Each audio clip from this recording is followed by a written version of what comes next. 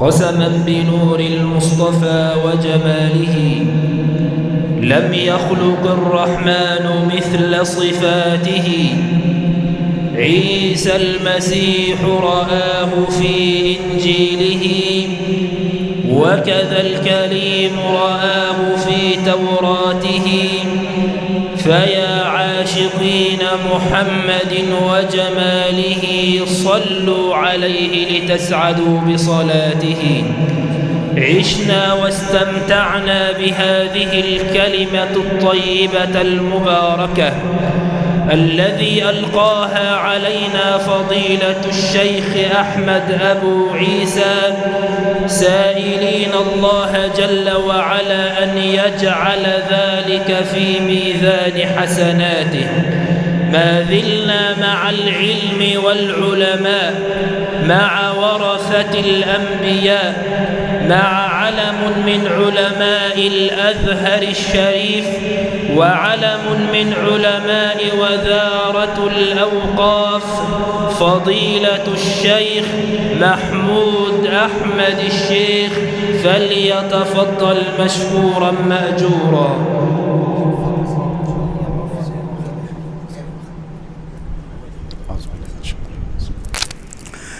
السلام عليكم ورحمة الله وبركاته. الحمد لله رب العالمين، والصلاة والسلام على خير خلق الله، وأشهد أن لا إله إلا الله وحده لا شريك له، وأشهد أن محمدًا عبد الله ورسوله. فاللهم صل وسلم وبارك عليك يا سيدي يا رسول الله. أما بعد، فيا أيها الأحباب، طبتم وطاب ممشاكم وتبوأتم من الجنة منزلا. أسأل الله سبحانه وتعالى أن يجعل مجلسنا هذا في محبة رسول الله صلى الله عليه وسلم، وأن يرزقنا الله محبة رسول الله صلى الله عليه وسلم. يقول الله سبحانه وتعالى في كتابه العزيز: لقد من الله على المؤمنين إذ بعث فيهم رسولا من أنفسهم يتلو عليهم آياته ويزكيهم ويعلمهم الكتاب والحكمة وإن كانوا من قبل لفي ضلال مبين. أيها الأحباب، إن رسول الله صلى الله عليه وسلم منة وعطية من الله سبحانه وتعالى لنا، هدية السماء إلى الأرض، وما أعظمها من هدية، وما أعظمها من منة امتن الله بها على هذه الأمة، فأصبحت خير الأمم برسول الله صلى الله عليه وسلم. أيها الأحباب، كلما أهل علينا هلال هذا الشهر الكريم، هلال ربيع الأول، فرض على الدنيا أن تسترجع أكرم ذكرى وأعظم ميلاد. فرض هذا الشهر الكريم أكرم ذكرى وأعظم ميلاد منذ أن خلق الدنيا إلى أن تنتهي هذه الدنيا. إنه ميلاد المصطفى صلى الله عليه وسلم، إنه ميلاد الحبيب، ميلاد النور الذي بدد الظلام وأزال الحجب، وصار التاريخ يكتب كل خطوة من خطاه. وما حفظت سيرة نبي من الأنبياء من لدن آدم إلى رسول الله صلى الله عليه وسلم مثل ما حفظت لنا سيرة رسول الله من قبل ميلاده إلى انتقاله إلى الرفيق الأعلى. ابحثوا في كتب السير، ابحثوا عن سير الأنبياء، هل ذكروا كما ذكر رسول الله صلى الله عليه وسلم؟ هل حفظت سيرته مثل ما حفظت سيرة رسول الله صلى الله عليه وسلم؟ إنه أفضل خلق الله، إنه أعظم وأشرف من خلق الله، هو سيد ولد آدم ولا فخر، كما قال رسول الله صلى الله عليه وسلم. لا كبر ولا استعلاء، لا تكبر، وإنما بيان منزلة. حينما يتكلم الرسول عن نفسه: أنا خير ولد آدم وأنا أول من تنشق عنه الأرض ولا فخر، كلما تحدث عن نفسه قال ولا فخر. يعني إيه؟ لا كبر، وإنما بيان قدر بين الناس، لأنه رسول الله صلى الله عليه وسلم المختار بأنه أفضل من وطئت قدمه هذه الأرض أو هذه الدنيا، هو رسول الله صلى الله عليه وسلم. لذلك أيها الأحباب، والله لا يستطيع إنسان مهما تفاصحت الألسن، مهما كان الإنسان فصيحا في كلامه، عجز عن الإحاطة بقدر رسول الله. مهما كنا فصحاء وأصحاب بلاغة وحب لرسول الله، إلا وعجز كل ذاكر لرسول الله من أهل الدنيا على أن يحيط بقدر رسول الله.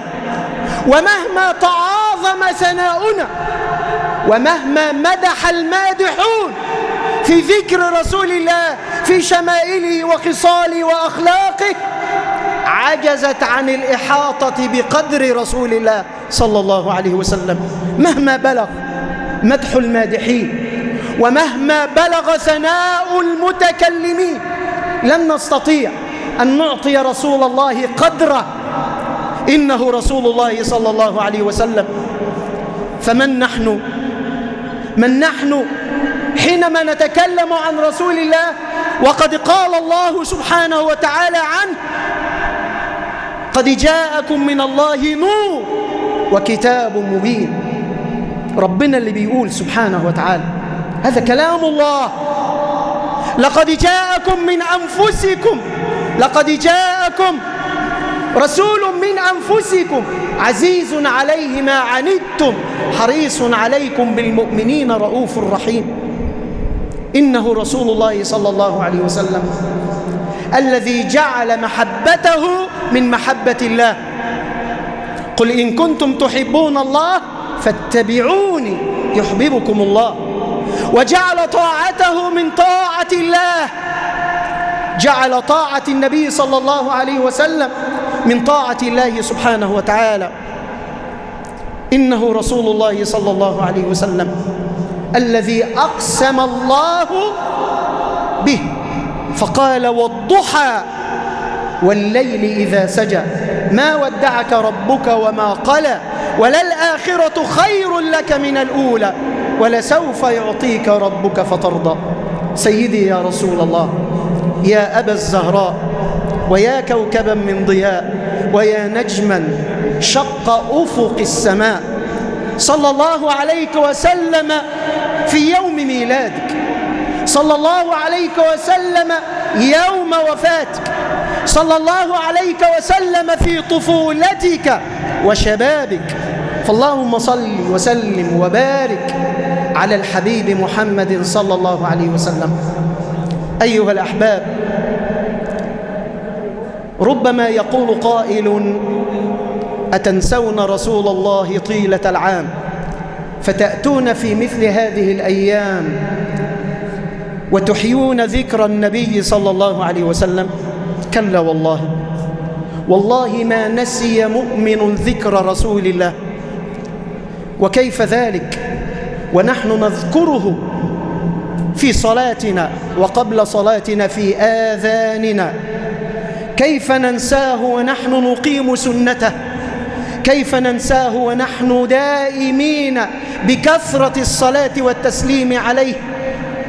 كيف ننساه ونحن نقرأ أوراده وسننه، كيف ننساه ونحن الذين نحيا بذكراه؟ نحن لا نحيي ذكر النبي، ولكن نحيا بذكر النبي صلى الله عليه وسلم. صدق من قال فيه: خيالك في ذهني وذكراك في فمي ومثواك في قلبي فكيف تغيب. خيالك يا محمد صلى الله عليه وسلم في ذهني، وذكراك في فمي، ومثواك أي حبك يملأ قلبي فكيف تغيب. كيف يغيب المصطفى صلى الله عليه وسلم عن قلب مؤمن؟ نحن نحب المصطفى صلى الله عليه وسلم، ومن أحب أحدا أكثر ذكره. من أحب أحد إلا وأكثر ذكره، فما بالكم برسول الله صلى الله عليه وسلم؟ نحن نأتي في هذه الأيام لنبرز ونظهر للدنيا كلها حبنا لرسول الله صلى الله عليه وسلم، وتعلقنا وارتباطنا برسول الله صلى الله عليه وسلم ليس مجرد كلمات، وإنما حبنا بالأفعال وبطاعة النبي صلى الله عليه وسلم وباتباع سنة النبي صلى الله عليه وسلم. هذا هو حبنا. فلا يأتي رجل ويغالي علينا في الكلام ويتهمنا بأشياء، كلا والله، ما من مؤمن إلا وأحب رسول الله صلى الله عليه وسلم.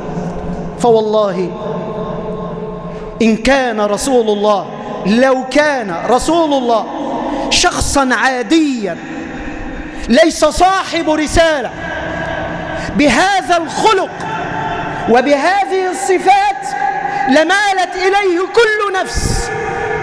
لو كان محمد صلى الله عليه وسلم ليس نبيا من الأنبياء وليس صاحب رسالة كسائر الأنبياء، وهو ما عليه من هذا الخلق وهذه الخلقة التي خلقه الله عليها، لمالت إليه كل القلوب. فلقد صدق من قال في حق الرسول: من رآه فجأة هابه، ومن خالطه معرفة أحبه. إنه رسول الله. من رآه فجأة أخذته هيبة من رسول الله صلى الله عليه وسلم. فرسول الله له هيبة وله أمر وشأن عظيم خلقه الله سبحانه وتعالى عليه. حينما رأته امرأة في طريق من طرق المدينة أخذتها هيبة من رسول الله صلى الله عليه وسلم، فقال لها: أيتها المرأة، هوني على نفسك، فإنما أنا ابن امرأة كانت تأكل القديد بمكة. هوني على نفسك، لا تفزعي، إنما أنا ابن امرأة كانت تأكل الخشن من الطعام في مكة. أنا لست ملك، هو ليس ملك، ولكن مبلغ العلم فيه أنه بشر. سيدي يا رسول الله، يا حبيب الله، يا خير خلق الله، يا مصطفى ولا أنت ساكن مهجتي، روحي فداك وكل ما ملكت يدي. إني وقفت همتي لنصر دينك همتي، وسعادتي ألا بغيرك أقتدي. يا مصطفى ولا أنت ساكن مهجتي، روحي فداك وكل ما ملكت يدي. إني وقفت لنصر دينك همتي، وسعادتي ألا بغيرك أقتدي. صلوا على رسول الله صلى الله عليه وسلم. والله حينما أتيت حار قلبي وعقلي حار قلبي وعقلي في اختيار كلمات أقولها في مثل هذا المجلس. فالإنسان المحب للنبي صلى الله عليه وسلم يريد أن يتكلم عنه طيلة حياته، فاحترت هل أتكلم عن أخلاقه أو عن شمائله وصفاته، أو أتكلم عن رحمته وعفوه، أو أتكلم عن خلقته. فلقد قلت في البداية أن هذا النبي الكريم خلق على خلقة لم يخلق عليها مثله في الدنيا. دائما نقول بأن سيدنا يوسف عليه وعلى نبينا الصلاة والسلام أوتي شطر الجمال. سيدنا يوسف أوتي شطر الجمال، ولكنه افتتنت به النساء، ولكن الجمال كله كان في رسول الله.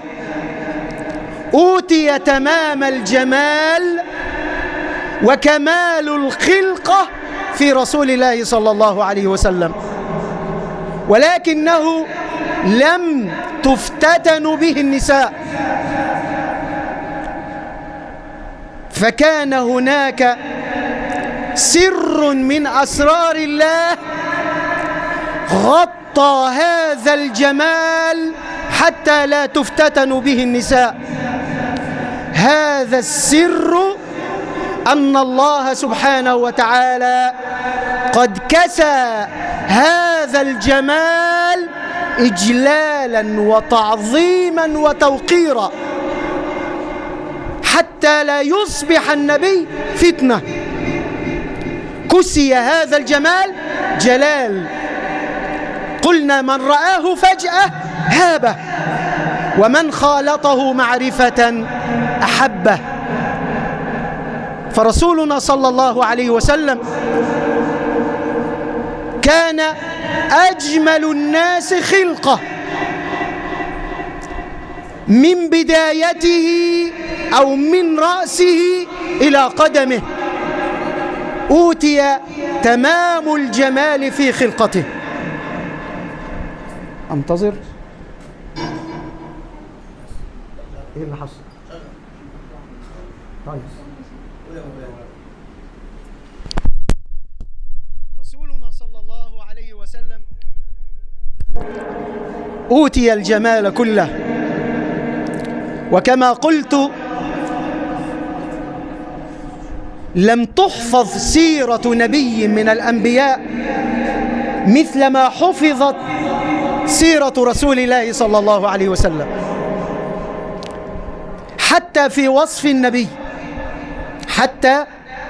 وصف النبي صلى الله عليه وسلم وصفه خلقة، جسد النبي صلى الله عليه وسلم.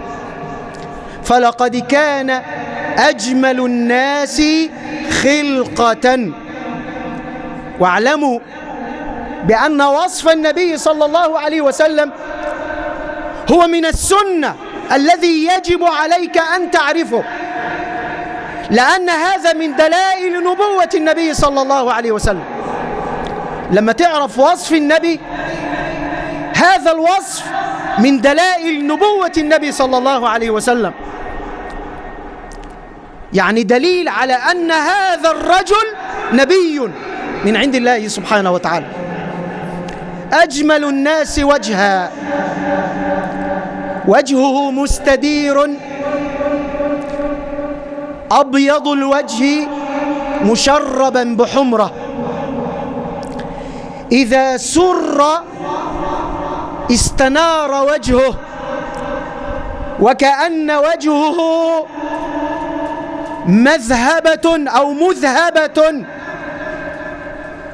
كان وجه النبي صلى الله عليه وسلم كالشمس والقمر، سهل الخدين، وسيم، كث اللحية، أجمل الناس عينين، شديد سواد العينين، في بياض عينيه حمرة، مقوص الحاجبين، واسع الجبين، بين عينيه قالوا عرق يدره الغضب، وقالوا عرق يدره الغضب. بين عينيه عرق أو عرق، عرق ينتفخ حينما يغضب رسول الله، أو عرق يسيل حينما يغضب رسول الله صلى الله عليه وسلم. ضحكه تبسم، إذا اشتد ضحكه بدت نواجزه أي أنيابه، وبكاؤه من جنس ضحكه، كانت تدمع عيني رسول الله صلى الله عليه وسلم. خذ راحتك يا شيخ محمد، أنا ممكن أتكلم من دلوقتي. كانت عين النبي صلى الله عليه وسلم تدمع، يعني يرى دموع النبي صلى الله عليه وسلم حينما يحزن على شيء، يحزن على هذه الأمة، كانت تدمع عيناه، وكان يبكي خشية من الله سبحانه وتعالى. شديد سواد الشعر، يبلغ شعره إلى جمته، عنقه كإبريق فضة، واسع الصدر، عظيم الكرادس، عظيم البطن، بطنه مستوية كالمرآة، ليس أبطن، مستوي البطن، بطنه كانت كالمرآة، عظيم الذراعين، رحب الكفين والقدمين، أصابعه كسبائك الذهب، ألين الناس كفا، كما ذكر أن رسول الله صلى الله عليه وسلم كانت كفه ألين من الحرير والديباج، كما ذكر الصحابة، وريحها كأنها خرجت من جونة عطار. كان يعرف الصبي من بين الصبيان بمس رسول الله له، من جمال الرائحة وطيب رائحة النبي صلى الله عليه وسلم. إنه الأذان؟ طيب ماشي. إنه رسول الله صلى الله عليه وسلم أفضل خلق الله خلقة، وما كان أو ما كانت خلقة النبي على هذه الهيئة إلا دليل كرامة وشرف عظيم لأعظم نبي من أنبياء الله سبحانه وتعالى. إنه رسول الله صلى الله عليه وسلم الذي شرفت به الدنيا كلها، فكان رحمة مهداة، كما قال الله سبحانه وتعالى: وما أرسلناك إلا رحمة للعالمين. فكل من ذكر رسول الله في مثل هذه الأيام إلا وكان ذلك نابعا من محبته لرسول الله، ومظهرا من مظاهر حب النبي صلى الله عليه وسلم.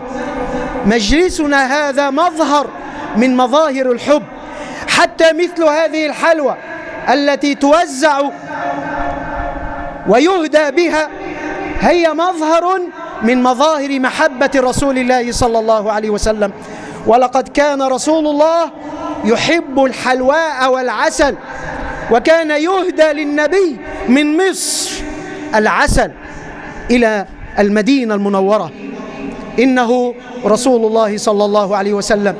أسأل الله سبحانه وتعالى أن يزيده تشريفا وتعظيما ومهابة وبرا، وأن يزيد من شرف النبي تشريفا وتعظيما وحبا ومهابة وبرا، أن يجعلنا الله سبحانه وتعالى من الذين يتبعون سنة النبي صلى الله عليه وسلم والسائرين على نهجه صلى الله عليه وسلم، وأن يدخلنا شفاعته، وأن يحشرنا تحت لوائه، إنه ولي ذلك والقادر عليه.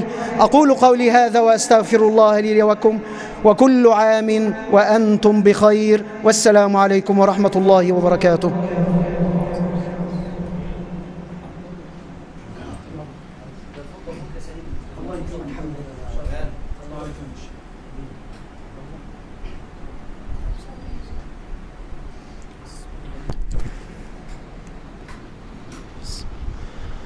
أغر عليه للنبوة خاتم من الله ميمون ويلوح ويشهد، وضم الإله اسم النبي إلى اسمه إذا قال في الخمس المؤذن واشهد، وشق له من اسمه ليجله، فذو العرش محمود وهذا محمد.